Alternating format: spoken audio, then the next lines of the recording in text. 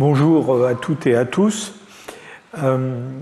Je voulais pour ce cours vous parler du sujet de l'hybridation au moment du remplacement de Néandertal par Sapiens. Alors c'est un sujet dont on entend souvent parler, c'est un sujet assez fascinant pour des tas de raisons. Vous allez voir que c'est peut-être un petit peu plus compliqué que ce que vous imaginez, mais je pense que ça vaut vraiment la peine de se plonger dans cette complexité, d'essayer de comprendre différents aspects de ce processus, parce que ça nous apprend à la fois des choses sur la nature alors sinon la nature, mais du moins la fréquence des interactions entre Sapiens et Néandertal, mais aussi, spécialement ces dernières années, ça nous a appris beaucoup sur le processus de remplacement. Et pour tout dire, c'est de la paléogénétique que vient le plus d'informations sur ce processus de remplacement. Alors, je me suis demandé comment attaquer ce sujet. Donc je vais le faire de façon un petit peu historique et puis peut-être en commençant par discuter de ce que c'est que l'hybridation. Et vous savez que c'est une notion qui vient un peu en conflit avec celle d'espèces. Comment est-ce qu'on définit les espèces?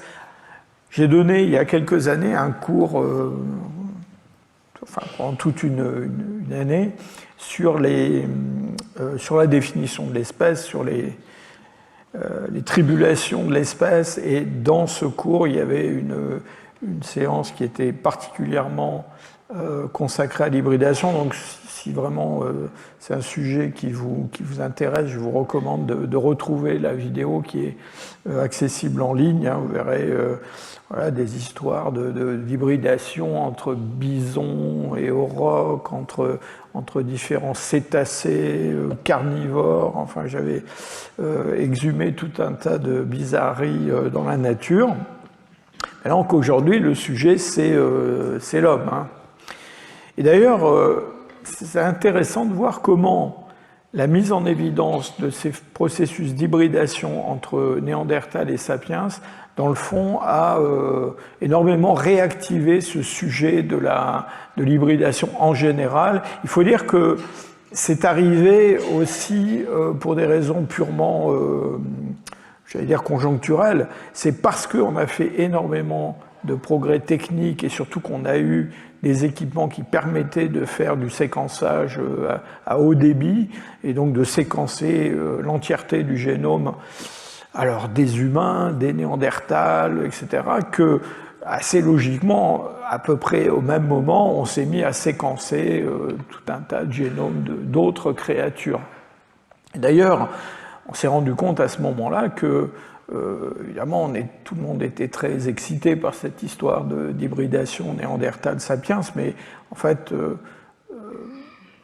on s'est rendu compte que c'était quelque chose d'absolument trivial dans la nature, parce que ça se produisait absolument partout, et que ce qui s'était passé entre Néandertal et Sapiens s'était produit entre des centaines d'autres espèces de mammifères à la même époque.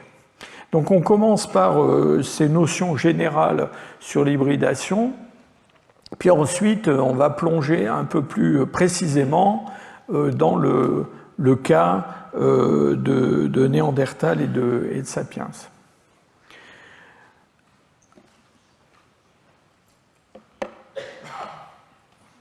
Alors, depuis assez longtemps, en fait, cette question de l'isolement ou du non-isolement des groupes vivant a été au centre des réflexions en biologie d'une façon générale et au centre des débats sur la définition de l'espèce. En fait, encore une fois, si vous remontez à mes cours d'il y a 3 ou 4 ans, vous verrez que déjà au Moyen-Âge et même avant, la question qui se posait, c'était est-ce que dans le fond, les catégories créées par les hommes, c'était quelque chose qui existait réellement dans la nature, ou est-ce que c'était une création de l'esprit des hommes, et donc quelque chose qui était susceptible de fluctuer. Et donc dans les différents essais de définition de l'espèce, cette notion que les espèces étaient définies dans la nature par l'interfécondité des individus, c'est une notion qui est apparue de façon assez ancienne, bien avant qu'on fasse de la génétique. Et donc je vous rappelle la figure du biologiste anglais John Ray. Donc là on est au XVIIe siècle. Hein. Et donc au XVIIe siècle, John Ray, qui est un très grand naturaliste, hein, c'est un des fondateurs de la science botanique anglaise, donc quelqu'un qui a eu le mérite de classer les plantes d'après la forme et la structure de leurs fruits, d'après la constitution de leurs fleurs, leur nombre de pétales, etc., mais qui s'est aussi intéressé aux animaux, et en particulier aux oiseaux et aux poissons. Et donc, John Ray, il propose que l'espèce, c'est une unité systématique qui réunit des individus vivants, capables de se croiser entre eux et de donner naissance à une progéniture féconde. Et il va être suivi par bien d'autres jusqu'à l'époque moderne.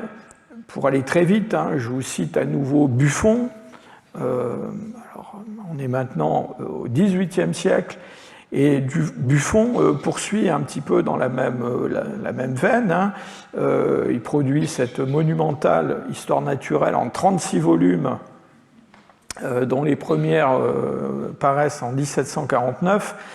Et Buffon, qui est parfois vu comme un des précurseurs du transformisme, définit lui aussi l'espèce comme une succession continue d'individus qui peuvent se reproduire entre eux. Et c'est dans le fond, cette notion d'unité de reproduction, c'est quelque chose qui va être au centre de la réflexion des biologistes après l'avènement de la génétique. Et je vous rappelle que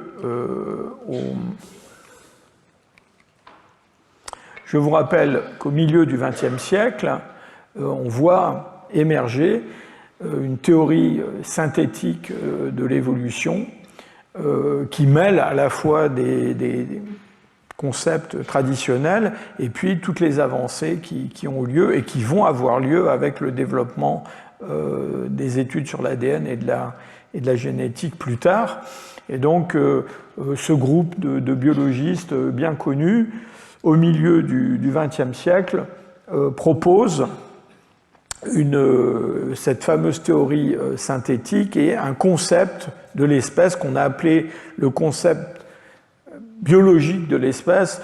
C'est un terme un petit peu malheureux parce que je vais vous montrer dans une minute d'autres définitions de l'espèce qui sont tout autant biologiques, hein, mais qui correspondent à des concepts un petit peu différents. Et donc, dans cette définition de l'espèce proposée par Mayer en 1942, eh bien, voilà, il est dit que les espèces représentent des groupes qui sont, dans la réalité ou potentiellement, ça c'est un sujet, capables de former des populations interfertiles, et qui sont isolés sur le plan reproductif des autres groupes. Alors évidemment, cette définition, elle va immédiatement poser problème. Elle ne s'applique pas aux espèces paléontologiques, bien évidemment, parce qu'on ne peut pas tester l'interfécondité d'êtres qui sont éteints. Et surtout, on ne peut pas tester l'interfécondité d'individus qui ont vécu à des époques différentes. Et puis, elle ne s'applique pas à tout un tas de situations, en particulier à des êtres qui n'ont pas de reproduction sexuée, ce qui représente la majorité de la vie sur Terre. Mais c'est un concept de l'espèce qui va prendre une place vraiment prépondérante. Je suppose que dans vos classe de sciences naturelles quand vous étiez au collège, au lycée. Vous avez aussi appris, comme moi, que les espèces, c'était l'ensemble, étaient constituées par l'ensemble des individus qui pouvaient se reproduire entre eux, avoir des produits féconds et qui étaient isolés sur le plan reproductif des autres créatures. Comme je vous l'ai dit, en réalité, il y a de très nombreuses définitions de l'espèce qui ont été proposées avant Meyer et après Meyer. Et là, je vous ai listé les principales. Vous voyez, il y en a 26, enfin, celles que j'ai listées ici. On ne va pas dépouiller toute cette liste, mais il faut bien se rendre compte que, dans le fond, en fonction de l'approche de chaque spécialité de la biologie, on va avoir des visions de l'espèce un peu différentes. Donc les écologues, par exemple, vont avoir une vision de l'espèce un peu différente des généticiens ou des paléontologues. Parfois, on met en avant plutôt des caractères morphologiques pour définir les espèces, des aspects comportementaux, des aspects écologiques. Et c'est comme ça qu'on arrive à toute cette variété de notions, de définitions qui entourent l'espèce et qui ont été souvent, à tort, présentées comme des définitions contradictoires. Alors, une des raisons pour lesquelles on a toutes ces définitions, c'est que la définition de l'espèce fondée sur un isolement reproductif, évidemment, elle se heurte, j'allais dire, de façon frontale à l'existence d'hybrides.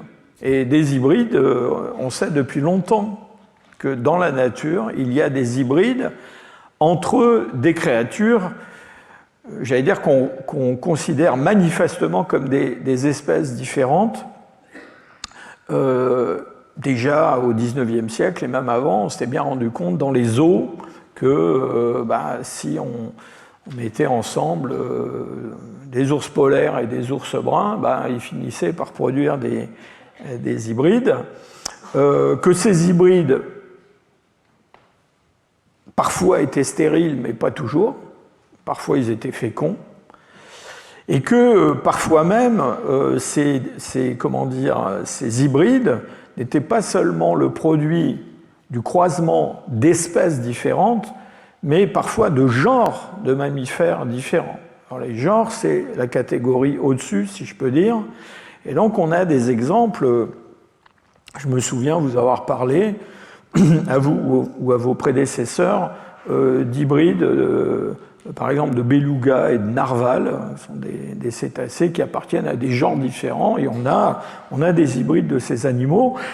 Alors, pour aujourd'hui, j'ai juste retenu un exemple, parce que c'est un exemple parmi les primates, c'est quelque chose qui est beaucoup plus proche de nous, mais on a, entre les babouins et puis un genre qu'on appelle Theropithecus, on a dans la nature, là on ne parle pas de zoo, on a dans la nature des exemples d'hybridation entre Papio hamadryas, donc qui est un babouin, et puis ce fameux Theropithèque que vous avez photographié là-haut. Vous voyez, ce sont des créatures assez différentes. Sur le plan évolutif, on sait qu'elles sont séparées depuis plusieurs millions d'années, mais elles continuent dans la nature occasionnellement à produire des hybrides, et ces hybrides sont féconds. Alors en fait, tout ça produit, j'allais dire, nombre de réflexions sur la façon dont il fallait regarder ces différents concepts de l'espèce et la façon de définir les espèces. Et on a un certain nombre d'auteurs, en particulier un que je vous recommande qui s'appelle De Queiroz, qui a publié un certain nombre de revues, enfin d'articles de synthèse, où dans le fond, il analyse ces différentes définitions, ces différents concepts de l'espèce, et il montre de façon assez convaincante que en fait, ces différentes définitions, elles ne sont pas du tout contradictoires, mais elles correspondent en réalité à des stades successifs dans la séparation de deux espèces. Et donc, la notion d'isolement reproductif, c'est une notion qui est un petit peu conjoncturelle, si je peux dire. C'est-à-dire que c'est un critère qui se met en place. Alors d'abord, qui se met en place non pas de façon instantanée, hein, on se réveille pas un matin en étant plus interfécond avec les voisins, hein, donc c'est quelque chose qui prend chez les mammifères généralement plusieurs centaines de milliers d'années, voire millions d'années. Donc c'est un processus assez long. Et dans le fond, au cours de ce processus, il y a bien d'autres critères qui apparaissent. Alors, des critères qui sont des critères d'abord d'isolement géographique ou écologique, l'apparition de mutations, donc d'allèles différents dans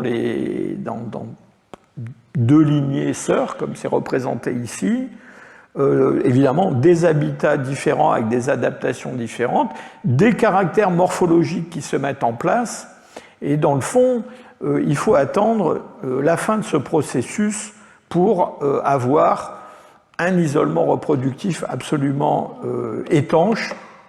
Et donc on a une longue période pendant laquelle on continue à avoir de l'hybridation, enfin de l'interfécondité.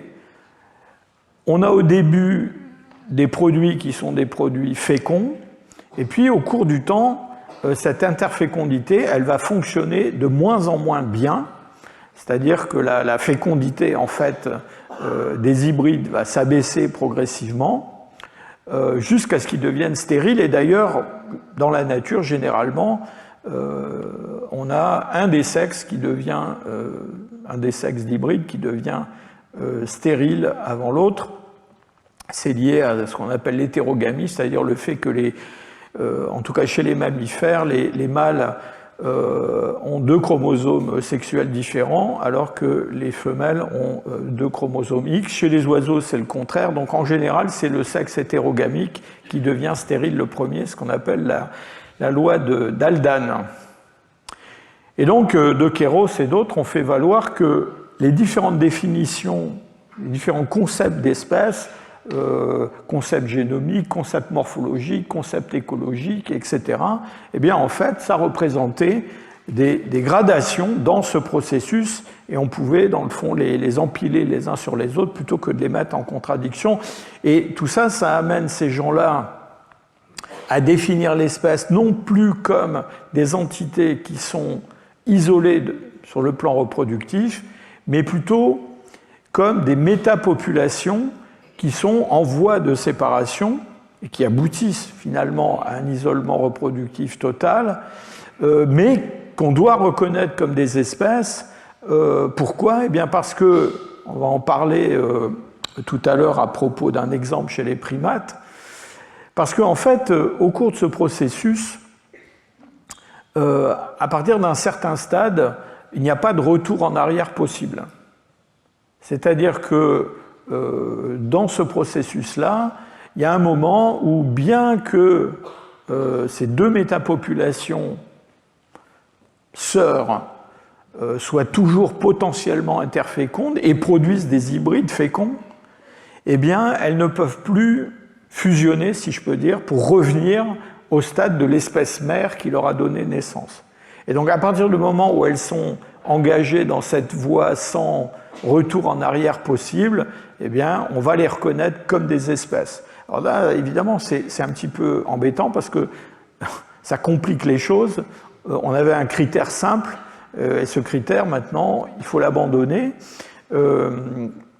D'ailleurs, soyez en passant, pratiquement tous les hominines dont on parle au cours de mes enseignements depuis maintenant plus d'une dizaine d'années au Collège de France, eh bien, sont dans cette zone verdâtre dont on parle. C'est-à-dire qu'en gros, on parle d'espèces qui sont des espèces en formation. Donc j'espère avoir éclairci ce point-là. Et je voudrais maintenant parler plus spécifiquement de cette hybridation entre notre espèce et Néandertal. Et donc, si vous avez bien suivi tout ce que je vous ai expliqué auparavant, je parle de Néandertal comme d'une autre espèce, même si c'est une espèce en voie de formation. L'histoire de la hybridation de Sapiens et de Néandertal, en fait, c'est une vieille histoire. C'est quelque chose qui intéresse les paléoanthropologues depuis très longtemps. Ça a commencé dans la première moitié du XXe siècle. Dès qu'on a eu des hommes de Néandertal qu'on a estimés plus ou moins contemporains de Sapiens, on s'est posé la question de cette hybridation. Certains ont voulu croire qu'elle était fréquente, naturelle, d'autres pas du tout. Ça relevait plus d'une espèce de choix idéologique, politique, si je peux dire, que d'une argumentation réellement scientifique. Puis en arrière-fond de ça, évidemment, il y avait aussi la question de la continuité possible entre Néandertal et Sapiens, Néandertal étant vu comme, au moins en partie, un ancêtre des Sapiens européens actuels. Alors cette histoire d'hybridation, je pense qu'elle a été discutée pour la première fois de façon vraiment assez sérieuse à propos de ce qu'on a appelé les hommes de Palestine. Alors ces hommes de Palestine, c'est quoi? Eh bien, c'est ces fossiles que je vous ai souvent montrés, qui ont été découverts dans les grottes qui se trouvent aujourd'hui en Israël, hein, de Skoul, de Taboun, de Kavzé. Voilà un des crânes de Skoul, le mieux conservé, Skoul 5. Et donc, ces fossiles, je vous rappelle qu'ils ont commencé à être découverts avant la Seconde Guerre mondiale, avec les travaux d'archéologues comme Miss Garrod à Taboun, et puis de McCown à Mugaret à Skoul. Et donc, dans l'étude de ces fossiles par Kiss et McCown, il y a eu déjà tout un tas d'allers-retours où ces paléontologues se sont demandé, en étudiant ces fossiles, est-ce que ce sont deux formes différentes? Est-ce qu'on a des Néandertals et puis autre chose qui ressemble plus à des hommes actuels? Est-ce qu'on a une espèce de clean entre les deux formes? Et on voit dans les publications et dans les écrits de ces chercheurs que dans le fond, ils hésitent, ils ne savent pas trop, ils commencent par dire ces deux choses différentes, après ils ont tendance à les regrouper. Et donc, vous voyez, ça remonte à assez loin. Et cette notion qu'on a dans cette région du monde, donc à la sortie de l'Afrique, où a évolué notre espèce, à l'époque, on ne parle pas de ça encore, hein, on n'est pas dans le modèle d'origine africaine de l'homme actuel, mais voilà, on s'interroge. Alors on parle de néandertaliens progressistes,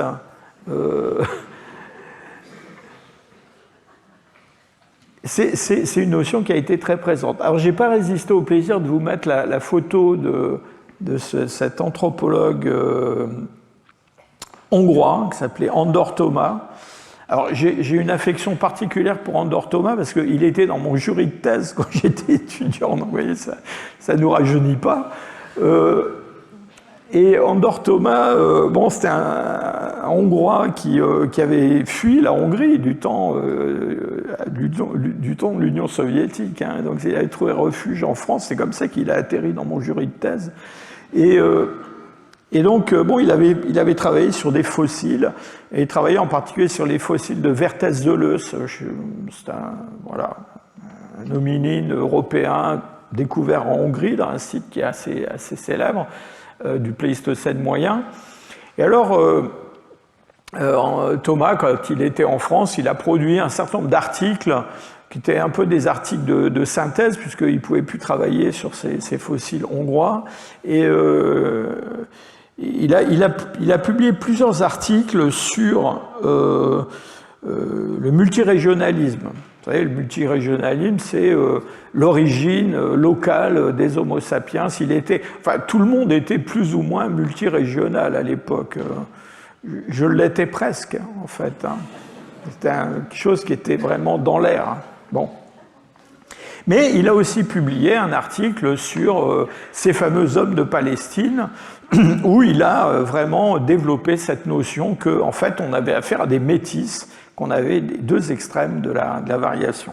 Mais en réalité, reconnaître dans le registre fossile des métis, surtout des métis entre des formes très proches, enfin des espèces très proches, je vous ai parlé d'espèces en formation, bah, c'est très difficile. Et d'ailleurs, je dirais, ça ne marche pas très bien. Et donc, on a quand même assez peu de critères pour identifier de façon certaine des métis, mais il n'empêche que on a probablement des métis dans le registre paléontologique, paléoanthropologique. Et je dois dire que ces fossiles du Proche-Orient, qui sont à la porte de l'Afrique, donc je vous ai expliqué qu'il y a eu des sorties de sapiens anciens d'Afrique, et on va y revenir à plusieurs reprises, qu'on a au Proche-Orient des formes qui ressemblent plutôt aux néandertaliens, d'autres qui ressemblent plutôt aux sapiens. Et donc, l'idée qu'on a dans cette zone, dans cette région, une zone d'hybridation, c'est quelque chose qui paraît assez sensé, même si c'est difficile à prouver de façon absolument imparable. Et on a, je vous le rappelle, des arguments qui viennent en fait plutôt de l'archéologie. On a essayé de différencier des industries lithiques qui auraient été fabriquées, alors plutôt pendant le dernier interglaciaire, par des sapiens anciens, à Kabzé, à Skoul. Donc c'est ce fameux moustérien interglaciaire du Levant. Et puis on a essayé de l'opposer à un moustérien du Levant un peu plus tardif qui lui aurait été fabriqué par des Néandertals. Alors le problème avec ça, c'est que la différence entre moustérien interglaciaire et moustérien plus récent, plus tardif, c'est quand même assez léger comme différence. Ça se ressemble terriblement. En gros, la différence entre les deux, c'est que voilà, tous les deux produisent des pointes Levallois. Les pointes Levallois produites par, enfin censées avoir été produites par des sapiens, elles sont un peu plus courtes, un peu plus larges, et celles produites par les Néandertals, un peu plus longues, un peu plus pointues. Ça paraît quand même un peu, comment dire, critiquable comme distinction. D'autant plus que ce moustérien du Levant, avec son débitage levallois et un certain nombre de traits technologiques bien particuliers, il est très différent d'autres moustériens qu'on connaît ailleurs, dans le Zagros, en Afrique du Nord, on a du Middle Stone Age aussi qui ressemble un peu à un moustérien, puis on a des moustériens en Europe, et en fait, alors qu'il soit censé être associé à des Néandertals ou à des sapiens, celui du Levant, bah, c'est un peu toujours la même chose. Et donc on a plutôt l'image d'une entité qui aurait été partagée, alors peut-être avec des toutes petites variations technotypologiques, mais une entité produite par tous ces hommes, sapiens, néandertal ou quelque part entre les deux. Et je dois dire que récemment, cette notion, elle a été plus ou moins confirmée par le fait qu'on a découvert, alors justement dans ce fameux interglaciaire, où on est censé trouver des sapiens avec le moustérien du Levant interglaciaire, on a trouvé une mandibule qui, quand même, par beaucoup de caractères, ressemble furieusement à une mandibule de Néandertal. Donc, voilà, il y a une suspicion, je pense, qui est assez forte, et il y a des gens qui argumentent là-dessus, qu'on a probablement au Proche-Orient une zone d'hybridation, comme on en a, je vais vous en montrer, entre des espèces proches de primates. Alors, en Europe, ailleurs, on a évidemment cherché des hybrides, et je dois dire qu'il y a certains chercheurs qui ont été assez enthousiaste dans la recherche, la description d'hybrides de Néandertal et de Sapiens. Encore une fois, j'insiste sur le fait qu'il y a là-dedans quelque chose qui n'est pas uniquement rationnel et scientifique. Hein. J'allais dire, il y a quelque chose d'un peu militant, c'est-à-dire, voilà, on avait envie que tout ce monde-là se mélange et donne l'origine des Européens actuels. Alors, je ne vais pas avoir la cruauté de vous montrer tous les hybrides plus ou moins foireux qu'on a imaginés, mais je vous en montre quand même un. Donc, il y a un enfant qui a été découvert au Portugal dans un site qui s'appelle Lagarvelo. Et cet enfant, il a été, avec beaucoup de patience et d'obstination, décrit par ses auteurs, Zilao et Trinkaus, en 2002. Donc, je ne vous parle pas du temps où les bêtes parlaient. Hein. Il a été décrit comme un hybride de Néandertal et de Sapiens.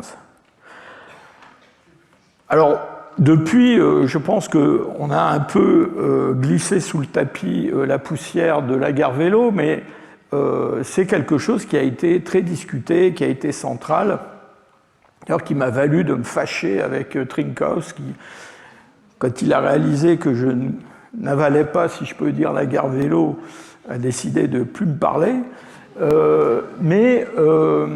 Voilà, le problème de Lagarvelo, c'est quoi? C'est que sur le plan anatomique, les caractères néandertals, entre guillemets, sont quand même assez discret, on va dire, et puis surtout, c'est un squelette qui date du Gravétien, donc c'est un squelette qui a 25 000 ans. Et donc, si on veut en faire un hybride, ça veut dire qu'il y a des Néandertals qui vivent quelque part dans un coin du Portugal, il y a 25 000 ans, ce qui est extrêmement improbable. Hein, extrêmement improbable, parce que tout ce qu'on sait de l'archéologie de ces régions-là montre que probablement, les derniers néandertaliens dans la péninsule ibérique doivent disparaître peu de temps après 40 000. Donc là, on est très très loin après cette limite. Alors, on a continué à trouver des hybrides, à décrire des hybrides. D'ailleurs, dans le début du Poétique supérieure, je pense en particulier à une mandibule qui avait été décrite en Allemagne, qui s'appelle la mandibule de Stetten. Voilà, on s'est rendu compte, quand on a fait des datations directes de ces fossiles, que certains étaient néolithiques. Donc, encore une fois, c'est très difficile d'imaginer qu'au néolithique, on ait eu des hybrides de Néandertal et de Sapiens. Hein. Bon. En fait, c'est vraiment de la paléogénétique qu'est venue l'avancée décisive sur cette question de l'hybridation. En fait, c'est quand on a réussi à séquencer des génomes de fossiles, que ce soit des sapiens anciens ou des néandertals, qu'on a vraiment avancé sur cette question de l'hybridation. Je souligne quand même que ça, c'est le premier papier qui a été publié en 1997 par une équipe qui était dirigée par Svante Pääbo et qui était basée à l'époque encore à Munich. Et cette équipe, donc avec comme premier auteur un chercheur qui s'appelait Krings, s'appelle toujours Krings d'ailleurs, a publié le premier séquençage de petits bouts d'ADN néandertalien qui avait été extrait d'ossements de la grotte Feldhofer près de Düsseldorf. Ils n'ont pas coupé un bout de la calotte crânienne qui est sur la couverture du numéro de Cell où leur article a été publié. Ils ont coupé autre chose, un bout d'os long. Mais cette publication a vraiment été le point de départ de la paléogénétique des Néandertaliens. Et cette première publication, donc c'était un petit nombre de paires de bases quand même, c'était le séquençage de l'ADN mitochondrial de ce spécimen. Alors, je ne vais pas vous réexpliquer une nouvelle fois la différence entre l'ADN mitochondrial et l'ADN nucléaire, mais l'ADN mitochondrial, il est transmis que par des lignées maternelles, il ne se recombine pas, il n'y a pas toute le le rebattage de cartes qui se produit dans l'ADN nucléaire. Et j'ai retiré, enfin je suis allé regarder encore une fois les conclusions de cet article de 97, et vous voyez que, d'ailleurs je crois que c'était le titre de l'article, hein, c'était, enfin en gros l'article expliquait que à cause de ce séquençage, on pouvait affirmer, premièrement, que les Néandertals n'étaient pas les ancêtres des sapiens. Bon, ça paraissait assez évident à un certain nombre de paléontologues, mais dit par des généticiens, ça paraissait plus convaincant. Donc ça, c'était une conclusion essentielle de l'article, mais il y a aussi une autre conclusion dans l'article, qui est de dire que, en fait,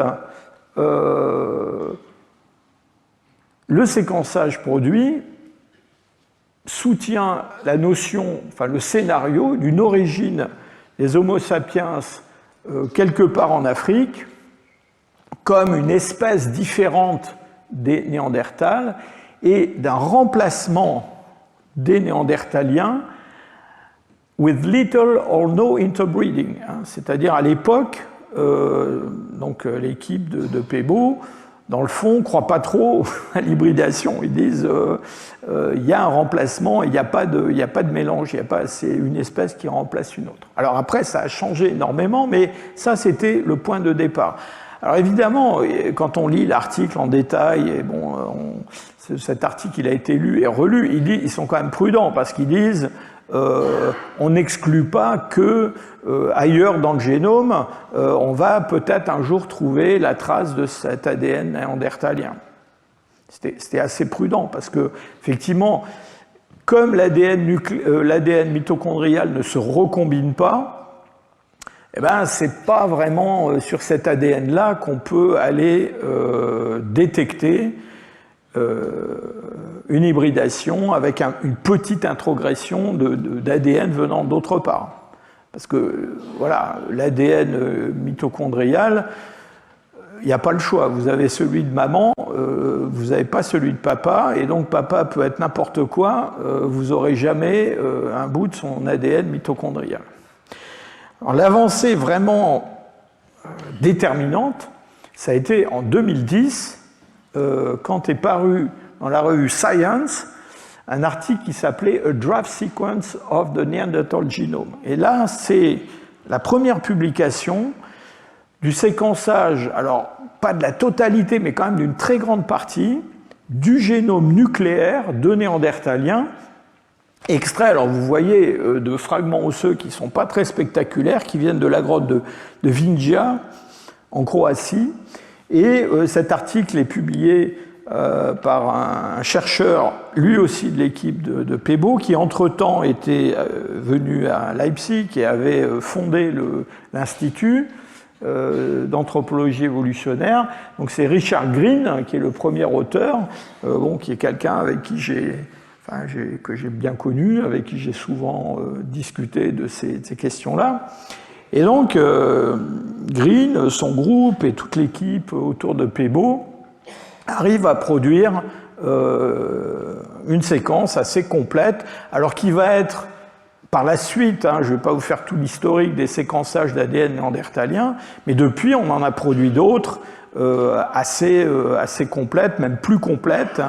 Il y en a une qui a été publiée à partir d'un néandertal de l'Altaï, je vais vous le montrer tout à l'heure. Puis on est revenu à Vinja pour compléter ces premiers résultats.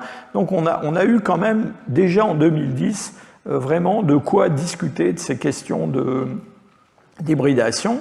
Et de fait, c'est cette publication de 2010 qui a vraiment mis sur le devant de la scène, si je peux dire, cette histoire d'hybridation entre Néandertal et Sapiens, quelque chose qui jusqu'à présent était soit discuté avec des arguments anatomiques sur des fossiles qui étaient assez difficiles à certifier comme des hybrides, soit sur de l'ADN mitochondrial qui n'était pas vraiment le meilleur moyen. Là, on va avoir de l'ADN nucléaire. Alors, qu'est-ce que montre ce séquençage de Green et compagnie? Bien, il montre qu'il y a une distance génétique entre les sapiens et les néandertaliens beaucoup plus grande que celle qui existe entre des groupes de sapiens actuels. Donc ça, ce n'est pas une grande découverte. Donc là, je vous ai mis quelques chiffres. Je ne vous cache pas que j'ai eu un peu de mal à les poser, ces chiffres-là, parce que la notion de distance génétique, c'est une notion qui est un peu difficile à formuler, à quantifier de façon précise. Pourquoi? En fait, essentiellement parce qu'il y a différentes façons de calculer le nombre de différences dans le génome entre deux groupes. Par exemple, je suis sûr que vous avez entendu parler de ça, voilà, la différence, on cite souvent l'exemple de la différence homme-chimpanzé en disant il y a 98, presque 99% d'ADN identique chez un chimpanzé et chez un homme. Et donc ça, ce genre de calcul a été très critiqué, remis en cause, etc. Parce qu'on peut prendre l'ensemble on peut prendre les 3 milliards de paires de bases, compter combien il y a de nucléotides différents. On peut ne compter que les régions qu'on peut aligner les unes à côté des autres, ce qui paraît être plus, raisonnable plutôt que de prendre l'ensemble du génome. On peut aussi regarder les régions qui sont les plus variables. Enfin bref, je ne dis pas que ces mesures sont inexactes, mais disons qu'il y a différentes façons de mesurer ces distances. Alors si on en reste aux régions alignables, disons que si on prend 2 êtres humains sur Terre aujourd'hui, on va trouver à peu près une différence de 1 nucléotide sur 1000 dans leur génome qui va être différent. Je fais quand même une petite parenthèse que j'ai déjà faite d'ailleurs. Ces histoires de différence en nombre de nucléotides, ça ne dit pas grand-chose sur les différences phénotypiques, différences morphologiques ou autres, ni quelque chose à propos de l'interfécondité ou de la non-interfécondité, de la proximité, etc. Ça dit quelque chose sur l'histoire phylogénétique, mais pas plus. Pourquoi? Parce que, dans le fond, les mutations qui apparaissent dans le génome, elles peuvent avoir pas d'importance du tout, ou elles peuvent avoir une importance catastrophique. Je crois que je vous ai déjà cité le nom d'une mutation qui crée la microcéphalie chez les nouveau-nés. C'est un seul nucléotide qui a muté sur 3 milliards, mais juste cette mutation-là a des effets absolument catastrophiques sur le phénotype. Enfin bref, donc on a à peu près, quand on compare des humains actuels ou qu'on compare des humains avec des néandertals, on a à peu près 3 ou 4 fois plus de différence entre n'importe quel humain actuel et un néandertal qu'entre des humains actuels d'où qu'ils viennent. Et puis si on va chercher des chimpanzés, alors là, le nombre de différences, toujours pareil, pour des régions qu'on peut aligner, c'est 10 ou 20 fois plus de différence que ce qu'on va trouver entre des humains actuels. Alors ce qui a été vraiment central dans le travail qui a été mené à l'époque quand on a séquencé l'ADN nucléaire de Néandertal, c'est qu'on ne s'est pas contenté de comparer ce génome nucléaire de Néandertal avec un humain. On l'a comparé évidemment avec des génomes de différentes populations sur Terre. Et là, ce qui est apparu, c'est que, en fait, cette différence observée entre humains et néandertal, c'était pas toujours la même en fonction de la population actuelle que l'on prenait. Et ça, c'est un peu problématique. Pourquoi? Parce que tous les humains actuels sont, j'allais dire, proches les uns des autres, et ils ont un ancêtre commun qui est beaucoup plus proche dans le temps que l'ancêtre commun des Néandertals et des Sapiens. Et donc, il n'y a aucune raison pour laquelle les Néandertals seraient plus près d'un groupe humain actuel plutôt qu'un autre, si effectivement il y a cette séparation ancienne d'une espèce par rapport à l'autre. Et la seule explication qui a pu être trouvée à ce phénomène, c'est que, eh bien, il y a eu une hybridation entre les ancêtres de certaines populations actuelles et les Néandertaliens, et pas d'hybridation ou peu d'hybridation avec d'autres. Donc, pour dire les choses simplement, la distance entre le génome de Néandertal et le génome des Africains actuels était un petit peu plus grand, alors on parle de pourcent, hein, était un petit peu plus grand que la distance entre Néandertal et puis des populations actuelles eurasiatiques, européennes, asiatiques, donc on allait prendre des Chinois, des choses comme ça. Et donc ça, alors même si cette différence elle était microscopique, comme on parle de 3,5 milliards de paires de bases et qu'on a quand même beaucoup d'individus actuels sur lesquels on peut aller vérifier le génome, eh bien on pouvait montrer à l'époque que cette différence elle était statistiquement significative. Ce n'était pas un artefact, ce n'était pas un accident d'échantillonnage, c'était quelque chose qui était significatif. Et donc la seule explication qui a pu être trouvée à ce moment-là, c'est que, en fait, longtemps après la séparation d'une branche donnant Néandertal et d'une branche donnant les populations actuelles, longtemps après, il y avait eu un petit peu d'ADN Néandertal passant depuis la branche Néandertal vers la branche des populations non africaines actuelles. Enfin, l'ancêtre des populations non africaines actuelles. Et tout ça, évidemment, c'était assez cohérent avec l'idée que Néandertal avait évolué en Eurasie, en tout cas dans l'ouest de l'Eurasie, les ancêtres des sapiens avaient évolué en Afrique, et donc cette introgression d'ADN néandertalien dans le génome des sapiens, eh ben, elle était intervenue hors d'Afrique lorsque certaines populations d'origine africaine étaient sorties d'Afrique. Et donc à l'époque, on disait voilà, entre 1 et 4% d'ADN néandertalien a fait son chemin dans le génome des non-africains actuels.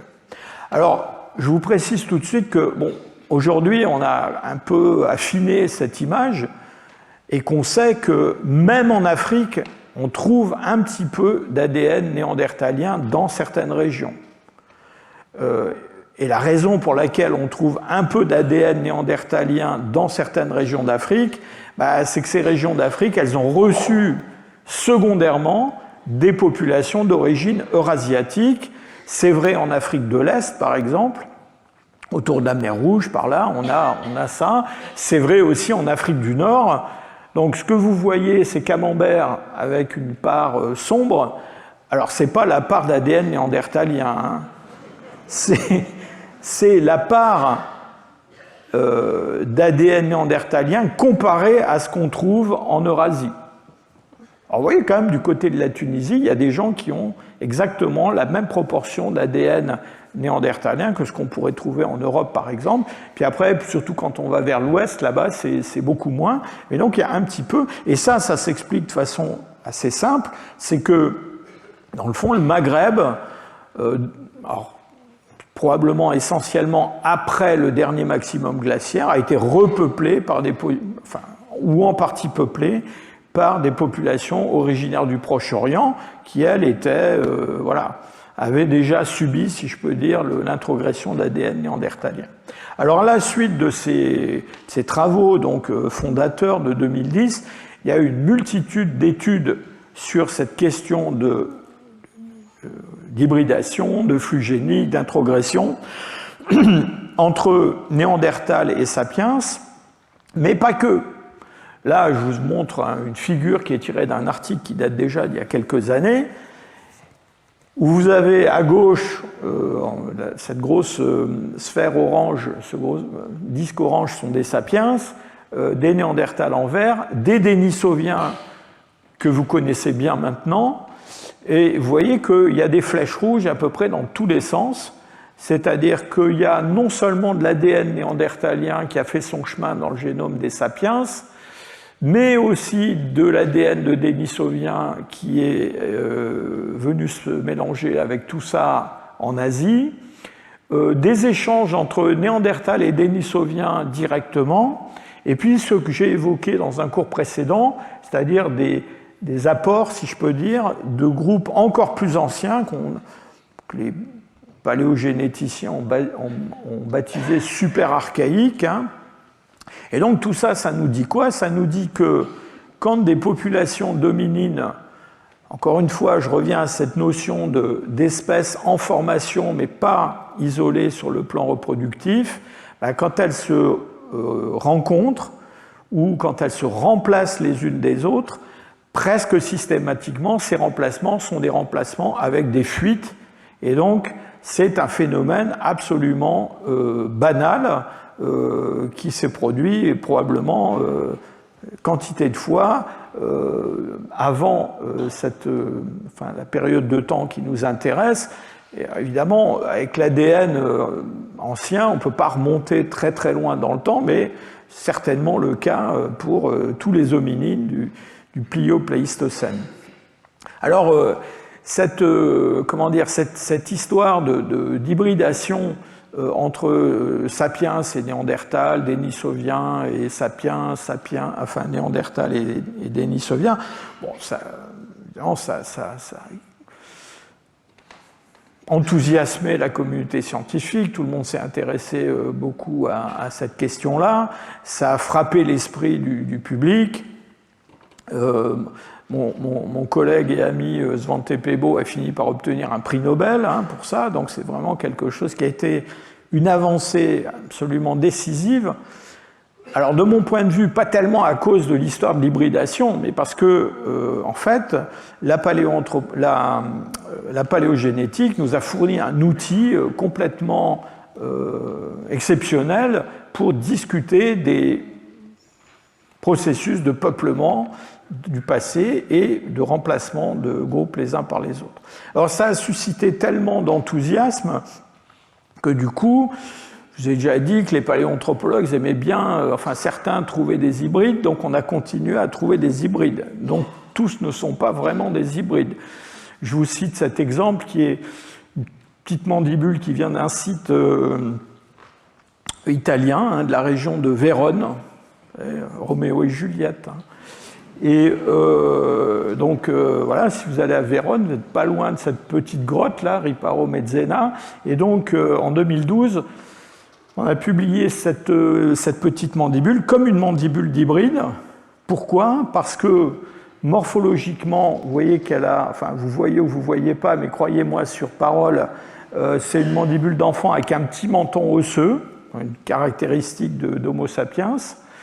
Et un paléogénéticien a extrait de cette mandibule de l'ADN, je crois que c'était de l'ADN mitochondrial de Néandertal. Alors comme elle était supposée être assez ancienne, datant justement de cette période de remplacement, ça a fait un article, je crois que c'est dans PLOS, ça a été un hybride. Quelques années plus tard, un groupe de chercheurs dont je faisais partie a repris ce fossile, a rééchantillonné, alors pas que la mandibule, mais toute une série d'ossements qui venaient du même site. Et le problème, c'est qu'on n'a jamais réussi à dupliquer les résultats de cette première publication. C'est-à-dire qu'on n'a jamais trouvé dans ces fossiles autre chose que de l'ADN d'homme moderne. Et surtout, on a obtenu des dates radiocarbone qui étaient des dates de quelques milliers d'années seulement. Mais si vous allez sur Wikipédia, que vous mettez hybride de Néandertal, machin, vous allez trouver la mandibule de Mezzena. D'ailleurs, vous trouverez probablement aussi l'enfant de Lagarvello. Donc, méfiez-vous des hybrides. Alors, quelques mots sur les effets de cette hybridation. Alors, je vous en ai parlé déjà 1000 fois, mais on arrive aujourd'hui à un chiffre autour de 2% de contribution néandertalienne dans le génome des non-africains actuels, un petit peu plus en Asie qu'en Europe d'ailleurs. Et si on prend les 2% de chacun d'entre nous, eh bien, théoriquement, on devrait arriver plus ou moins à reconstituer le génome de Néandertal. Ce n'est pas le cas. On en reconstitue à peu près 40%. Pourquoi? Eh bien, parce qu'il y a eu, on va revenir là-dessus, mais il y a eu une purge du génome des sapiens par la sélection naturelle d'une grande partie du génome néandertalien. Il y a à peu près 60% de ce génome qui a été éliminé, et on sait maintenant qu'il a été éliminé assez rapidement, tout de suite au début. Pourquoi? Parce que la présence dans certaines parties du génome d'ADN néandertalien était absolument délétère pour les porteurs. Donc en gros, ceux qui avaient tiré le mauvais numéro dans la loterie génétique, soit ne sont pas nés, soit sont nés mais n'ont pas eu de descendance ou très peu. Et puis, évidemment, dans l'enthousiasme général autour de cette histoire d'hybridation, on est allé chercher tous les bénéfices qu'on avait tirés de l'hybridation avec Néandertal. Et de fait, il y a un certain nombre de sites. Alors là, vous avez, sur ce schéma, vous avez en rouge des représentations schématiques de chromosomes humains avec des contributions d'ADN néandertalien. Alors évidemment, personne n'a tout ça. Hein. Ça, c'est tous les endroits du génome où on peut avoir de l'ADN néandertalien. Et puis autour, vous avez la même représentation schématique des 22 chromosomes plus les chromosomes X pour les Denisoviens. Et dans ces contributions néandertaliennes, encore une fois, personne n'a tout ça. Si on vous montrait un individu isolé, vous verriez, je vais vous en montrer tout à l'heure, c'est beaucoup moins. On a un certain nombre de variants génétiques, alors soit des gènes codant des protéines, soit des parties du génome qui régulent les gènes, dont on pense, enfin on ne pense pas, on peut montrer que ces parties du génome ont été sélectionnées positivement, donc procurer un avantage. Alors massivement, ce sont des parties du génome qui sont impliquées dans l'immunité, et ça se comprend assez facilement, des populations venant d'Afrique ou du Proche-Orient arrivant dans des environnements complètement nouveaux. Si elles s'hybrident un tout petit peu avec des populations locales, la sélection naturelle va fixer tout de suite ce qui est avantageux, c'est-à-dire en gros ce qui procure une protection contre des pathogènes locaux. Et donc, voilà, le système HLA, enfin tout ce qui est lié à l'immunité, ça a été sélectionné. Puis après, il y a des choses qui sont liées à l'environnement. Alors on cite toujours pour les Denisoviens ce fameux variant du gène EPAS1 qui permet de mieux profiter de l'oxygène en haute altitude. Et puis on a des choses qui sont liées à la peau, à la couleur de la peau, à la réaction aux ultraviolets. Et là aussi, c'est vraiment quelque chose de local. Et puis des choses qui apparaissent pas là, mais qui sont liées au métabolisme des lipides, au métabolisme énergétique, des choses comme ça. Mais je dois dire que c'est assez difficile parfois de vraiment, de façon précise, d'apprécier l'influence de cette contribution néandertalienne dans le phénotype, c'est-à-dire dans les caractères morphologiques ou métaboliques des populations actuelles. Dans un de mes cours précédents, de façon un peu trop rapide, je crois que je vous ai parlé de la rousseur comme un caractère qui avait peut-être été hérité des... Enfin, je vous ai parlé des taches de rousseur, je crois, qui avaient été peut-être héritées des Néandertaliens. Alors, ça m'a donné envie de revenir un peu sur cette question-là pour vous montrer à quel point c'est compliqué. En fait, on n'a aucune preuve, j'allais dire convaincante, que les variants responsables de la rousseur des cheveux, hein, chez les Européens actuels, soient d'origine néandertalienne. En fait, il y a une mutation qui a été identifiée sur un seul néandertalien d'un site espagnol qui s'appelle El Cidrón, qui est une mutation de ce récepteur de la mélanocortine de type 1, qu'on interprète comme influent sur plutôt en fait sur la couleur claire des cheveux et peut-être aussi la peau. Mais en gros, pour dire les choses simplement, c'est pas. D'abord, on n'est pas très sûr de l'effet phénotypique de cette mutation, justement parce qu'aujourd'hui, personne ne porte cette mutation en réalité. Et donc, il y a tout à parier que d'abord, ce caractère était probablement un peu exceptionnel chez cet individu, donc les autres néandertaliens étaient différents. Et surtout, il est fort probable, presque certain, que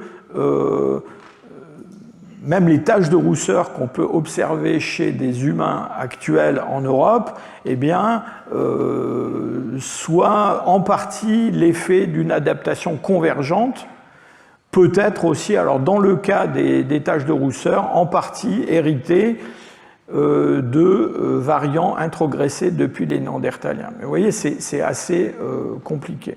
Alors on a quand même quelques essais, quelques études qui ont essayé de montrer comment l'introgression d'ADN néandertalien dans le génome des sapiens récents avait pu affecter leur phénotype. Alors je vous cite une étude qui a été menée par tout un groupe mené par mon collègue Philippe Gunz. Donc cette équipe, elle a pris des milliers de crânes d'humains actuels et elle a étudié les variations de forme et en gros on a essayé de mesurer la ressemblance ou la différence avec une forme néandertalienne qu'une forme plus basse, plus allongée. En gros, on a essayé de mesurer comment la présence d'ADN néandertalien dans le génome de ces gens-là pouvait affecter leur degré de globularité de l'encéphale. Et de fait, alors, il faut des milliers d'individus, il faut avoir leur génome, leur crâne, évidemment. Donc, c'est pas très facile, mais quand on fait tout ça, on se rend compte qu'effectivement, il y a deux allèles néandertaliens situés sur les chromosomes 1 et 18 qui ont une influence sur la globularité endocrânienne, qui la réduisent en fait. Et ces allèles ne sont pas des gènes, mais ce sont des parties du génome qui influencent l'expression de gènes qui se trouvent à côté. Et ces gènes qui se trouvent à côté, il y en a un qui s'appelle UBRA4 et l'autre PHLPP1. Et ces deux gènes sont impliqués respectivement dans la neurogénèse et la myélination. Alors, puisqu'on est dans le cerveau, je voudrais insister aussi sur le fait que quand on regarde la façon dont le génome néandertalien, quand il est présent dans le génome humain, s'exprime, eh bien, on peut montrer que, et ça c'est une étude qui a été publiée en 2017, on peut montrer que, en fait, il y a une forte déplétion de l'ADN néandertalien dans des régions qui sont des régions régulatrices, actives dans le cerveau et aussi dans les gènes exprimés dans les testicules. Vous ne pouvez pas lire ce qu'il y a en bas là, mais ce qui est écrit en bas, ce sont des noms de gènes qui voilà, sont actifs dans ces deux tissus. Et vous voyez qu'ils sont complètement à gauche de la distribution. Donc, en fait, ces résultats sont plutôt cohérents avec la notion qu'il y a une incompatibilité partielle qui affectent à la fois la reproduction et des contraintes particulières liées aux fonctions cérébrales. Et donc, ce sont deux organes dans lesquels, probablement, il n'était pas bon d'avoir de l'ADN néandertalien. Alors, je vous ai parlé de mutations qui étaient des mutations favorables, qui avaient été retenues par les sélections naturelles. Je ne peux pas vous quitter sans vous dire que le monde n'est pas rose et que donc dans les mutations, enfin en tout cas dans les variants d'origine néandertalien qu'on retrouve dans les 2% dont nous avons hérité, il y en a un certain nombre qui ont peut-être été favorables autrefois et sélectionnés positivement, mais qui aujourd'hui posent un certain nombre de problèmes. Et voilà, je vous ai fait une petite liste des quelques problèmes que vous pouvez avoir hérités de lointaines hybridations avec les néandertaliens chez vos ancêtres.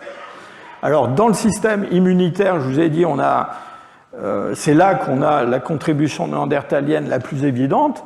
Alors, c'est très bien d'avoir des gènes de l'immunité innée qui ont protégé nos ancêtres d'un certain nombre de pathogènes, mais aujourd'hui, certains de ces variants sont associés, vous voyez, à un risque d'allergie, à des dermatites, à des maladies auto-immunes. Donc ça, c'est pas terrible, hein. Je vous ai parlé tout à l'heure du métabolisme des lipides, c'est pareil. Alors évidemment, le métabolisme des lipides, ça peut être très bien d'avoir d'hériter de certains variants génétiques qui vont favoriser l'incorporation de ces lipides, leur métabolisation. Alors aujourd'hui, évidemment, on ne vit pas comme pendant le dernier interglaciaire, et donc on sait que le diabète de type 2 et un certain nombre de troubles métaboliques sont associés à la présence de certains variants néandertaliens dans le génome des humains actuels. Alors, ce n'est pas des effets massifs, mais ce sont des effets qu'on peut démontrer quand on a une cohorte suffisamment grande d'individus. Alors, il y en a un que j'aime bien, c'est la dyslipidémie, hein. Alors, la dyslipidémie, c'est un mot un peu compliqué pour dire vous avez trop de mauvais cholestérol et vous avez des triglycérides trop élevés. Alors, je connais le problème. Et c'est quelque chose qui est en partie lié à qui est favorisé par la présence de certains variants néandertaliens. Et puis, alors, il y a même des choses qui sont liées au comportement. Vous voyez, il y a de la dépression, de la dépendance à la nicotine, des troubles du sommeil, tout ça à cause de Néandertal. Et enfin, j'avais déjà évoqué ça, il y a, avec l'épidémie de Covid-19, on s'est rendu compte que certains variants néandertaliens, alors vous voyez, je suis quand même sympa parce que je vous en ai mis un sur le chromosome 12 qui a un effet protecteur contre la Covid-19. Mais il y en a un sur le chromosome 3 qui vous emmène directement en salle de réanimation. Donc, ce tableau, il est intéressant. Pourquoi ? Parce que ça nous ramène à une notion que j'ai souvent évoquée, qui est la notion qu'il n'y a pas de bon ADN ou de mauvais ADN. Voilà, il y a des choses qui peuvent être sélectionnées positivement dans notre génome, dans un certain environnement, avec un certain comportement et un certain mode de vie, qui, dans un autre environnement, sont délétères. Alors, pour en finir avec les effets de cette hybridation, je voudrais revenir à cet exemple des primates, vous savez, les babouins qui s'hybrident, parce que en fait, c'est ce qui nous donne probablement la meilleure image de ce qu'ont pu être les relations sapiens-néandertal. Voilà une étude qui a été menée par une équipe du professeur Tang, qui est maintenant une de mes collègues à Leipzig, qui dirige le département de primatologie. Et donc cette équipe a travaillé beaucoup en Tanzanie, dans une zone où on a une zone d'hybridation entre deux espèces de babouins. Donc Papio-anubis et Papio-cynocéphalus, donc c'est le Papio-cynocéphale et le babouin olive. Et vous voyez que donc il y a une distribution géographique différente, mais il y a une zone de contact. Et ce que vous avez, ces grands quadrilatères, vous montrent des génomes de ces deux espèces. Alors, quand on est loin de la zone d'hybridation, ben, on a d'un côté des génomes qui sont ouverts, hein, c'est-à-dire il n'y a pratiquement pas de contribution de l'autre espèce, à l'autre extrémité des presque tout jaunes, et puis au milieu on a des individus qui ont un peu d'ADN de l'autre, enfin tout le monde a un peu d'ADN de l'autre espèce. Ce qui est intéressant, c'est que même quand on est loin de la zone hybride, on en a toujours un tout petit peu quand même. Mais ce qui est vraiment intéressant dans le cas de ces deux espèces, c'est que bien qu'elles soient en contact depuis des centaines de milliers d'années, eh bien, elles, si je peux dire, elles n'arrivent pas à fusionner. Pourquoi ?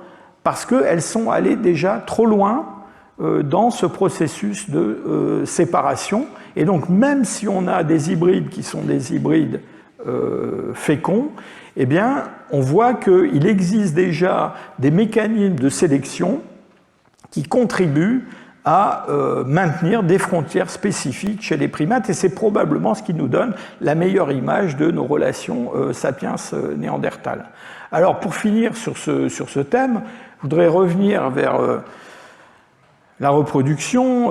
Je vous ai déjà dit que les testicules sont des organes où on a une expression faible d'ADN néandertalien, et on a quelque chose qui pointe un peu dans le même sens, c'est le fait que sur le chromosome X, je ne vous ai pas montré ça tout à l'heure, mais vous savez, quand il y avait ce grand cercle avec les schémas de chromosomes, avec les contributions néandertaliennes, peut-être certains d'entre vous, très observateurs, se sont rendus compte que sur le premier chromosome là-haut, qui était un chromosome X, en fait, sur ce chromosome-là, il y avait très très peu de contributions dénisoviennes et néandertaliennes par rapport aux autres chromosomes. Et donc on a, sur le chromosome X, une expression du génome néandertalien qui est réduite, et ça, c'est lié à ce que je vous ai évoqué tout à l'heure, cette hétérogamie chez les mammifères, le fait que les mâles, ils ont un chromosome X et un chromosome Y. Alors déjà, pour commencer, quand vous avez qu'un seul chromosome X, si vous avez un truc pas bon, vous n'êtes pas bon. C'est-à-dire que les femelles, dans les espèces, enfin chez les mammifères, comme elles ont deux chromosomes X, elles ont une seconde chance, si je peux dire, et donc elles vont être hétérozygotes pour certaines mutations qui peuvent être délétères. Et donc c'est pour ça que de ce côté-là, les mâles sont un peu plus fragiles. Et puis il y a d'autres mécanismes qui font que il y a un certain nombre de caractères sexuels qui sont codés sur les chromosomes sexuels, évidemment. Et donc tout ça, ça nous peint une image d'hybride auquel probablement cette loi d'Haldane que j'évoquais tout à l'heure s'applique déjà. C'est-à-dire qu'ils ont déjà, les mâles sont déjà, sinon stériles, mais ils ont une fécondité réduite. Alors maintenant, je voudrais, dans le peu de temps qui me reste, je voudrais évoquer des exemples de passage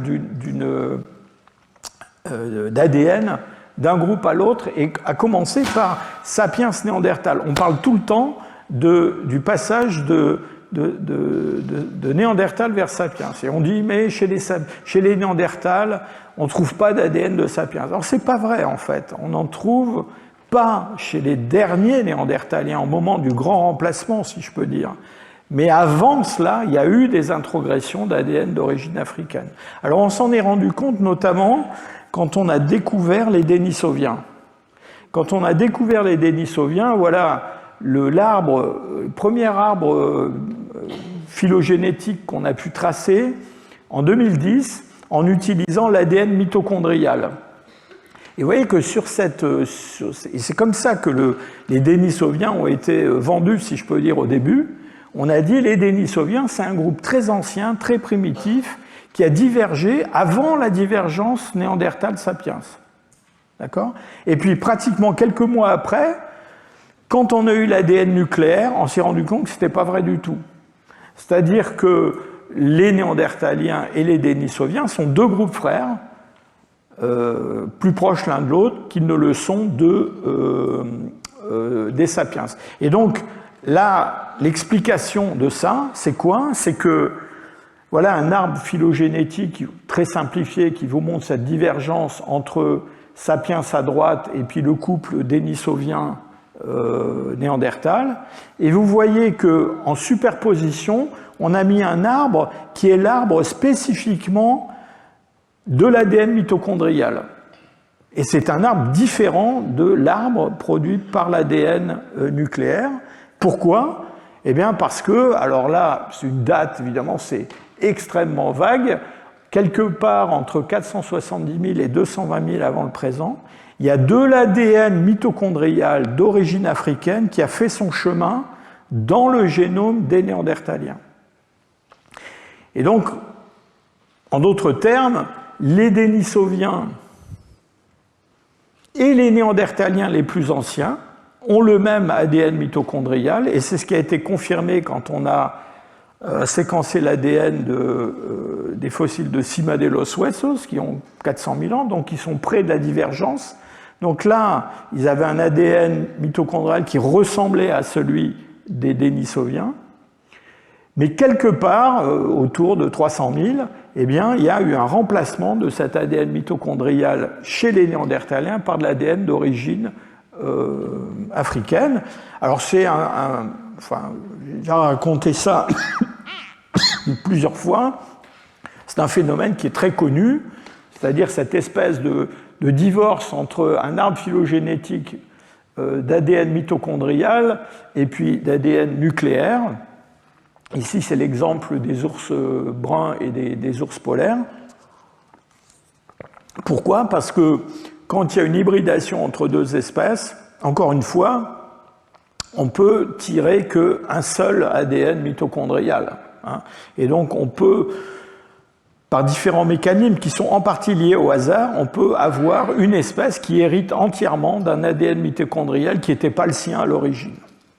Alors, ce qu'on a observé avec l'ADN mitochondrial, enfin cette espèce de divorce entre l'ADN mitochondrial et l'ADN nucléaire, on a observé exactement la même chose beaucoup plus tard, donc là c'est une étude de 2020, pour le chromosome Y. Donc le chromosome Y, vous voyez à droite, là vous avez un schéma qui ressemble un peu à celui que je vous ai montré précédemment, c'est-à-dire on a en gris un arbre phylogénétique qui est l'arbre phylogénétique de l'ADN nucléaire, c'est le bon si je peux dire, puisque quand même l'ADN mitochondrial et le chromosome Y, c'est un tout petit bout de notre génome. Et vous voyez qu'il y a une route bleue là qui fait arriver un ADN du chromosome Y depuis l'Afrique chez des Néandertaliens. Et donc, même histoire, les Néandertaliens anciens, ils ont le même chromosome Y que les Denisoviens, mais c'est plus vrai pour les Néandertaliens récents. Alors vous me direz comment c'est possible que l'ADN nucléaire nous donne un arbre et que l'arbre de l'ADN mitochondrial et du chromosome Y soit différent. Ben, je vous ai dit, c'est parce qu'il n'y a pas de recombinaison pour ces éléments-là du génome. Mais il faut quand même qu'il y ait un peu d'hybridation pour que ça passe, si je peux dire. Et de fait, de façon assez, j'allais dire, logique, en grattant, si je peux dire, un peu plus dans le génome nucléaire des Néandertaliens, on s'est rendu compte, chez certains Néandertaliens, enfin ça a été évalué sur ce Néandertalien de l'Altaï dont je parlais tout à l'heure, c'est cette phalange de gros orteils qui vient de la grotte de Denisova, eh bien on s'est rendu compte que ces Néandertaliens de l'Altaï, ils avaient conservé à peu près 6% d'ADN nucléaire d'origine africaine. Et donc là, il y a une date qui a été, encore une fois, donnée un petit peu à la louche, autour de 250 000. Donc tout ça, ça nous dit quoi? Ça nous dit qu'effectivement, il y a un passage d'ADN d'origine africaine, nucléaire, mitochondriale et même du chromosome Y, depuis l'Afrique vers les Néandertaliens d'Eurasie, de façon très ancienne. Alors, qu'est-ce qu'il en est des Denisoviens? Alors, les Denisoviens, on l'a déjà vu, on a à Denisova un hybride de première génération de Néandertaliens et de Denisoviens. Et donc, Denisova 11, qui est cette pauvre petite chose, c'est le produit d'un papa dénisovien et d'une maman néandertalienne. Et ça, on a une idée assez précise. Et alors là, c'est la première génération, donc si je peux dire, ça vient d'arriver. Et c'est quelque chose qui est daté, voilà, autour de... Alors, c'est pas une date très précise, mais disons autour de 100 000 par là. Et donc, ça nous dit quoi? Ça nous dit que on a ce domaine des Denisoviens en Asie, ce domaine des Néandertaliens plutôt dans l'ouest de l'Eurasie, mais durant un épisode interglaciaire. Donc là, toute cette zone de territoire qui est au nord de la mer Caspienne, c'est une zone dans laquelle des groupes néandertaliens peuvent circuler et aller très très loin vers l'est jusqu'à l'Altaï. Et c'est comme ça qu'ils arrivent à Denisova. D'ailleurs, c'est le moment où ils sont présents dans la grotte et c'est le moment où on a cette hybridation. Alors, qu'est-ce qu'il en est de l'hybridation des Denisoviens avec les sapiens? Alors là, il faut dire que pour les Denisoviens, on a beaucoup moins d'informations que pour les Néandertaliens. Pourquoi? Parce que on a beaucoup moins de fossiles étiquetés Denisoviens dont on est extrait de l'ADN. Donc l'essentiel des informations, en fait, vient de l'introgression d'ADN dénisovien dans le génome des Asiatiques actuels. Et ces points de couleur vous montrent où est-ce qu'on trouve le plus d'ADN dénisovien dans des populations actuelles. Et vous voyez que c'est essentiellement en Australie et en Papouasie-Nouvelle-Guinée. Ça peut atteindre plusieurs pourcents il y a des individus qui ont 4-5% d'ADN dénisovien, soit en passant en plus des 2% d'ADN néandertalien. Mais sur le continent asiatique, là, c'est beaucoup plus bas comme proportion, et c'est lié probablement au fait que, pour le continent asiatique, ces premières populations arrivées ont été plus tard noyées un petit peu dans un flot venant de l'ouest. Et donc, c'est là qu'on a cette... en tout cas, c'est en Papouasie-Nouvelle-Guinée et en Australie qu'on a gardé les traces les plus évidente de cette hybridation. C'est d'ailleurs l'argument essentiel pour soutenir que les Denisoviens étaient présents dans le sud de l'Asie. Parce qu'on n'imagine pas que les gens qui ont peuplé l'Australie soient passés par la Sibérie et l'Altaï pour aller en Australie, donc ils ont forcément rencontré des Denisoviens quelque part ailleurs. Alors je voudrais quand même vous mentionner que cette arrivée, enfin cette hybridation entre les sapiens et les Denisoviens, en tout cas pour ce qui est de la zone où il y a le plus d'ADN dénisovien, on a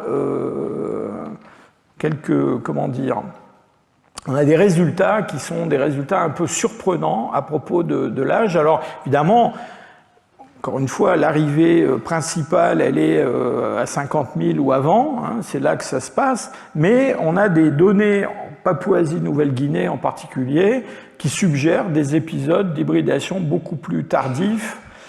Alors, on n'a pas de preuves solides qu'il y a un métissage postérieur à 40 000 ans, mais il faut que vous sachiez quand même que dans certaines modélisations, on a proposé des âges beaucoup plus récents que ça, autour de 30 000 ans. Alors évidemment, c'est un peu surprenant parce que ça suggère qu'il y a encore des Denisoviens quelque part dans la zone de la Wallacea, vous savez, entre Saoul et Sunda, très récemment. Enfin bon, c'est pas démontré de façon très, je dirais, solide pour l'instant, mais il faut garder ça dans un coin de sa tête. Alors pour finir, je voudrais vous dire, évidemment, on va finir en beauté hein, avec l'Europe et ce remplacement. Vous vous souvenez qu'on a toute une série de fossiles qui ont été découverts assez récemment, en fait, pour la plupart. Je vous ai parlé des sites de Ranis, de Bachokiro, je vous ai parlé d'Ustishim, de Oase-Kupestera, enfin tous ces sites qui sont, disons, dans une tranche de temps entre 50 000 et 40 000, et qui sont des fossiles de sapiens. Ça, je vous ai expliqué ça la dernière fois. On a regardé leur ADN mitochondrial et puis parfois leur morphologie avec un maxillaire de Bachokiro. Et ces fossiles, pour la plupart, ils sont associés à des industries qu'on attribue à ce qu'on appelle du paléolithique supérieur initial, donc quelque chose qui prend naissance au Proche-Orient. On a vu ensemble le site de Boker Tartit dans le Negev et qui se répand dans le Levant, Syrie, Turquie et puis dans les Balkans et qui, à l'extrême ouest, va donner des industries comme le fameux Lincombien, Ranicien, Germanovicien, le LRJ. Alors, commençons par les fossiles les plus anciens qui ont été associés à ces industries en Europe. Et les fossiles qui sont les plus anciens viennent de deux sites. Un site qui est un site en Tchéquie, qui est le site de Zlatikoun, dans lequel, alors, le plus ancien, on n'a pas de date, je vous dis tout de suite, à Zlatikoun. On a un crâne qui est trouvé hors contexte archéologique. Pendant des années, on s'est demandé ce que c'était, on a essayé de le dater au radiocarbone, ça ne marchait pas, etc. Mais finalement, donc en 2021, il y a un génome qui a été publié. Et alors le génome, c'est pas le radiocarbone, hein, mais avec le génome d'un individu, surtout si on a d'autres génomes, d'autres individus dans la même région, on peut faire une évaluation de son âge en prenant en compte les taux de mutation, le partage de certains variants, etc. Enfin, je ne vais pas rentrer trop dans les détails, mais disons qu'on est arrivé avec ce génome à évaluer l'âge de ce fossile probablement autour de 45 000 ans au moins. D'accord ? Et ce qui est très intéressant, c'est que toutes les petites barres rouges que vous voyez là dans le génome de cette femme de Zlatikoun, c'est de l'ADN néandertalien. Elle en a un peu plus que vous. Elle en a à peu près 3%. D'accord ? Et on peut utiliser la taille de ces segments pour évaluer depuis combien de générations, enfin plutôt combien de générations se sont écoulées depuis l'hybridation qui a donné naissance à cette présence d'ADN néandertalien dans son génome. Et là, ce qu'on observe avec cette femme de Zlatikoun, c'est qu'on est quelques milliers d'années au plus après l'introgression. Donc on est très très près de l'introgression. Alors après la femme de Zlatikoun, on a publié des génomes du site de Ranis. D'ailleurs, soit en passant, entre-temps, les préhistoriens nous ont dit, mais finalement, le LRJ et le Bohunicien, c'est-à-dire un paléolithique supérieur initial de Moravie, c'est peut-être un peu la même chose. D'accord ? Et donc, formidable, parce que les gens qui ont étudié le génome de Ranis se sont rendus compte que la femme de Zlatikoun, je vous rappelle, c'est une cousine d'une femme qui vivait, enfin une cousine au 5e degré, mais une cousine quand même, qui vivait à Ranis. Alors à Ranis, on a des dates. Hein, on est entre 47 000 et 45 000. Et là, pareil, on voit ces petits bouts d'ADN néandertalien dans le génome de ces individus-là, qui nous donne une indication sur la date de l'introgression de l'ADN néandertalien dans leur génome. Et puis, pour finir, voilà un individu de Bachokiro. Alors Bachokiro, c'est en Bulgarie, c'est un petit peu plus à l'est.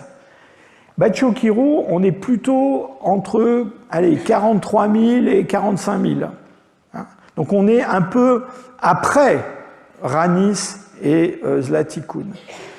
Alors ce qui est vraiment intéressant, c'est que, en fait, ce qu'ont montré les travaux des paléogénéticiens, c'est que ce groupe Ranis-Zlatikun, c'est un groupe différent du groupe de Bachio-Kiro, qui est là un petit peu plus tard.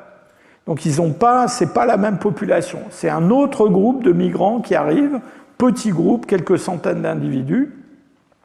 Et dans un cas comme dans l'autre, ce sont des groupes qui s'éteignent sans descendance en Europe. Vous voyez, à droite, je vous ai mis cet arbre très compliqué, j'ai entouré en rouge l'endroit où se trouve Bachio-Kiro, et vous voyez que Bachio-Kiro ne va nulle part. C'est-à-dire, ça s'arrête, il n'y a pas de descendance qu'on puisse identifier dans des fossiles plus récents en Europe ou des Européens actuels.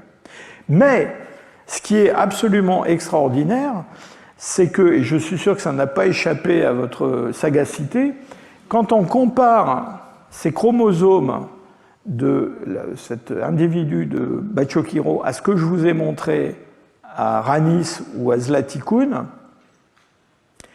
il y a des segments. Alors là, les segments, ils sont plus rouges, ils sont bleus, mais imaginez qu'ils soient rouges. Donc c'est de l'ADN néandertalien.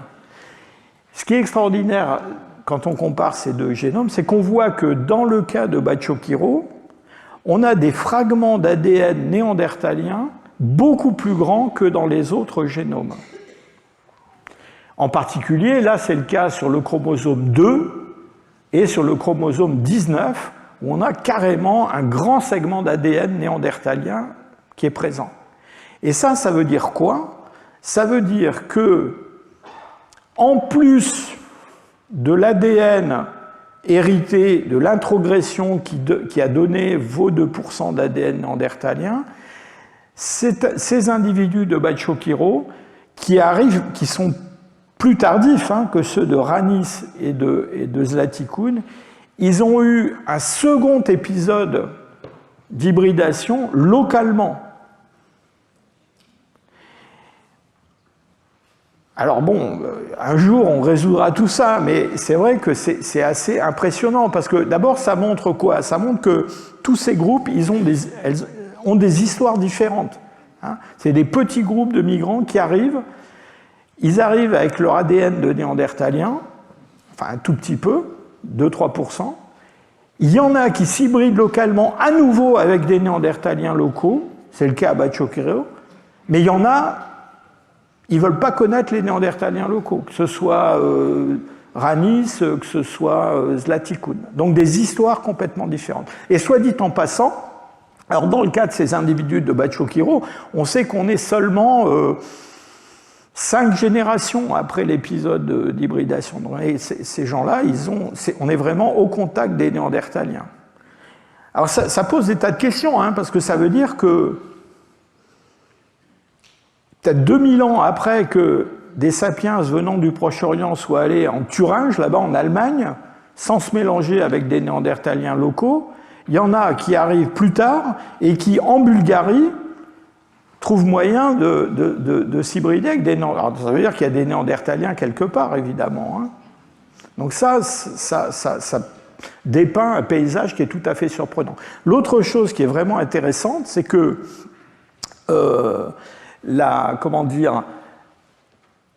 ces fameux déserts d'ADN néandertalien dont je vous ai parlé souvent, c'est-à-dire ces zones dans lesquelles la sélection naturelle a fait le ménage, ils sont déjà présents là, 5 générations après un épisode d'hybridation locale.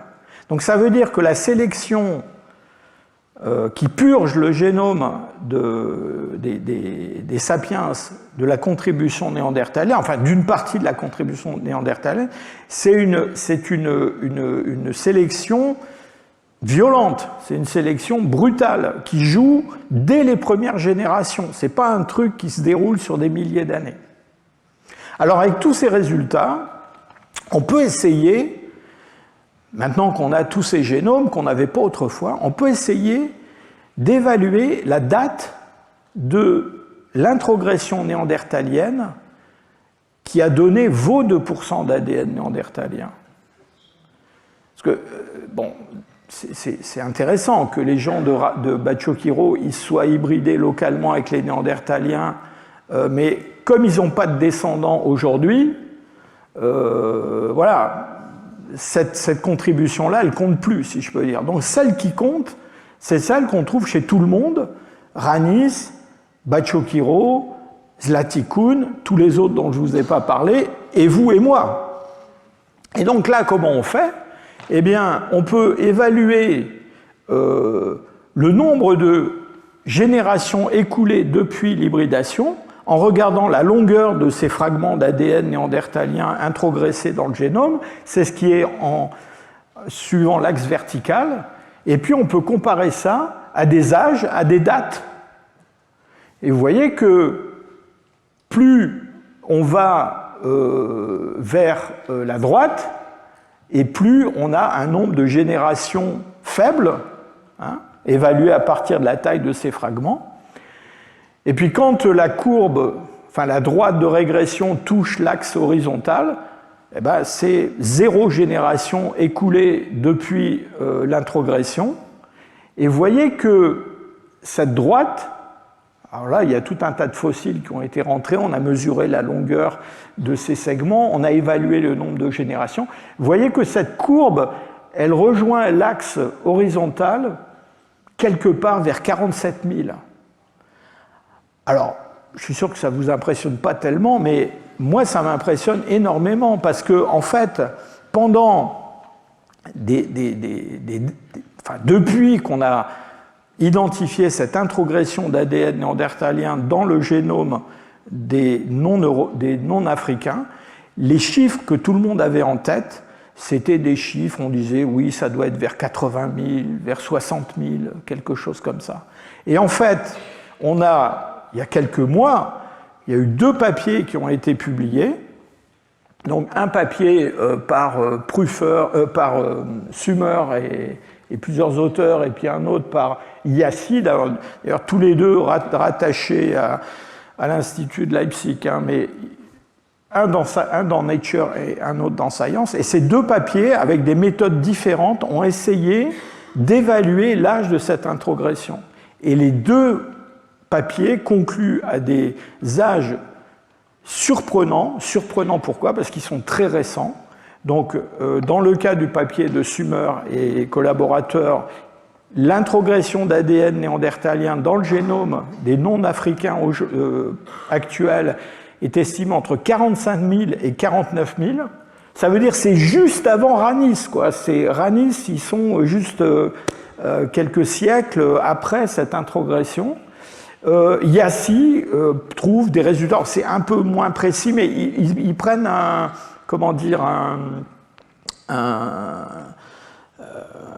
une quantité d'individus plus importante, en particulier ils prennent des individus plus récents et actuels, et eux ils ont un âge, alors c'est plus, enfin l'intervalle est plus large, entre 43 500 et 50 000, mais vous voyez, on tombe toujours dans des âges en moyenne, autour de 48 000, 49 000. Et ça, c'est extrêmement surprenant parce que, dans le fond, tout le monde attendait un âge beaucoup plus ancien. Je vous rappelle ce que je vous ai dit plusieurs fois déjà sur le fait que tous les, si on prend toutes les populations actuelles vivant hors d'Afrique et qu'on regarde leur haplotype mitochondrial, c'est-à-dire cet ADN hérité de la mère des lignées maternelles, toutes ces lignées maternelles, leur point de coalescence, il est vers 50 000, 55 000 au plus. Donc ça, c'est complètement cohérent avec ces résultats-là. Donc ça, tout ça, ça nous dit quoi?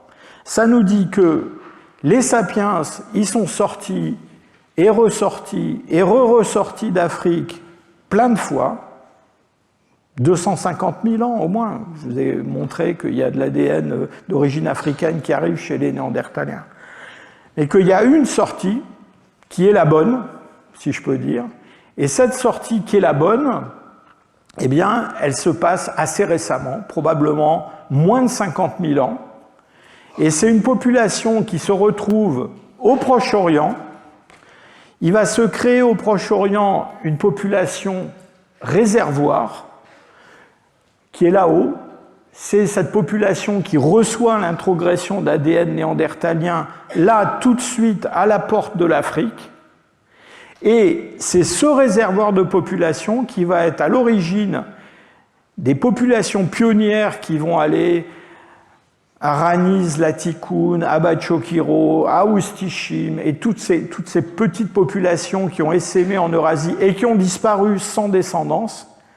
Et c'est à nouveau ce réservoir qui va donner les populations aurignaciennes qui, elles vont participer à l'élaboration du génome des Européens actuels, au moins en partie. Donc vous voyez à quel point ces travaux sur les génomes anciens et surtout sur cette question de quand et où s'est produite l'hybridation apportent un éclairage absolument précis et surprenant sur les processus de peuplement de l'ouest de l'Eurasie et de remplacement des Néandertaliens. C'est pas fini, on en reparlera la semaine prochaine.